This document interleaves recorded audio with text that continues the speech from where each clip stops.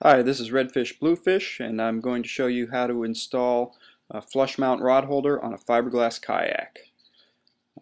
This is a summary of the steps involved. I'll put this up at the end, or you can pause now and take note of them. But one thing that's not on here is safety. You definitely want to use a respirator when you're cutting or filing fiberglass.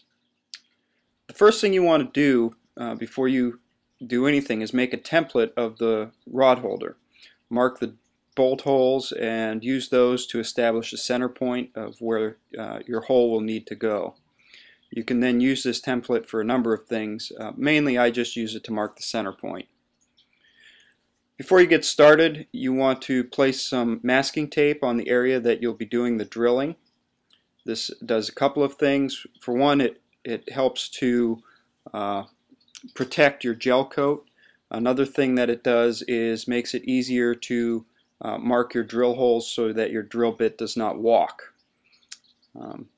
You'll want to punch a hole through that center point on the template and then use that hole to scribe an indentation into the masking tape, and then you'll be able to drill a pilot hole in what will be the center of the actual rod tube. After you drill that hole, you'll want to use a hole saw to cut the actual hole. This is a 44mm hole saw that I've used. That matches almost exactly the dimension of the particular tube I was using. Whatever tube you have, try to match that as closely as possible. It's actually slightly small. The tube doesn't fit perfectly after I cut the hole, but just a little bit of filing gets the tube to drop straight down in. After you cut the hole, what you'll want to do is remove the remove the masking tape, and then you'll be able to begin filing. I file first to get the tube to drop straight down in. So there's a lot of filing involved with this. After you get it to drop straight down in, you have to get the tube to be able to angle, and we'll look at how to do that in a moment.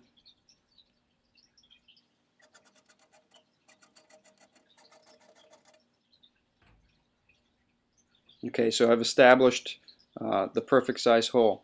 Now what I've done here is marked the angle on a piece of masking tape that the rod tube has to be at, and using that I'm able to draw the approximate oblong shape that I want my hole to be, and then just start filing away until I get to those points. This takes a long time. I've obviously sped it up here. One thing to keep in mind is that you always want to have just a downstroke when you're filing. Do not pull the file back and forth or you'll rip that gel coat off a little bit. I know it's going to be covered up and buried, but it's always a good idea to do that. Now, as you get closer, what you'll want to do is establish how much more angle and exactly where you need to take off material. In order to do that, line up that rod holder and pull it back, and then look where the tube is actually touching the fiberglass, and that will tell you exactly where you need to file. And as you get closer to the end, you'll need to do this a little very often and just file just a very little bit. You don't want to take off way too much material and have a big gap because even though you're going to be sealing this later, it's a good idea to keep it as close as possible. Okay, so just keep checking that and rechecking it as you get closer and closer.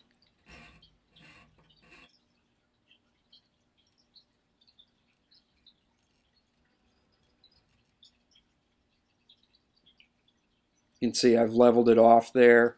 It's nearly where it needs to be. I just need to take off a very little bit more material and I will be where I need to be. Once you've done that, you'll have your hole. That rod holder will fit flush to the kayak. That's very important. The surfaces need to mate exactly, so make sure that you do a good job with that. Then you can mark your bolt holes. I'm going to be using screws and bolts for this because I do have access. If you don't have access, you might need to use a rivet gun, in which case the process is slightly different. I might be installing another one, and maybe I'll do an additional video. But you do the same thing. You scribe where you need to drill on the masking tape, and then drill your pilot holes. I drill all the pilot holes from where I marked, but you'll see in a moment that I don't actually drill my big holes right away. I drill one, and then I actually put the rod holder in there and put one of the bolts down through and use that as a guide then to drill the rest of the holes. One thing that Arthur at Kaskazi Kayaks told me when I asked him about this process is that you can use masking tape to protect that gel coat, but if you don't and just start your drill slowly, if you have a variable speed drill, that also works to protect the gel coat. So obviously when I do the sped up version, I'm not drilling slowly. I install the second bolt and then use the holder as a template for the final two. Then you definitely want to clean off the area with alcohol for the mating surfaces, both on the tube and the kayak. And then you can go ahead and lay a big thick bead of goop down. I used goop. Whatever sealant you prefer will work well, but make sure that that whole area is covered. The idea here is to kind of make a gasket as well as seal the holes that you've made. So don't be stingy there.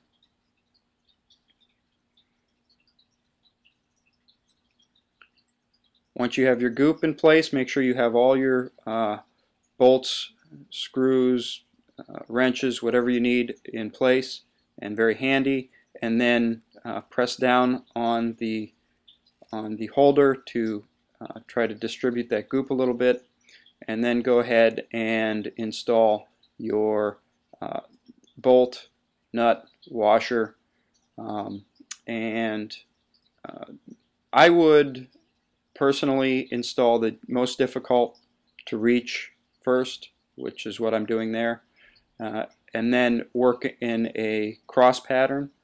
What I've done is not tighten those down completely. I'm getting them established, and then get all four nuts and bolts in place, and once I've done that, I tighten them much more snugly. The idea is you don't want to squish all of the goop out of one area completely. You want to try to do them evenly, and that way there's an even distribution of goop and hopefully a watertight seal.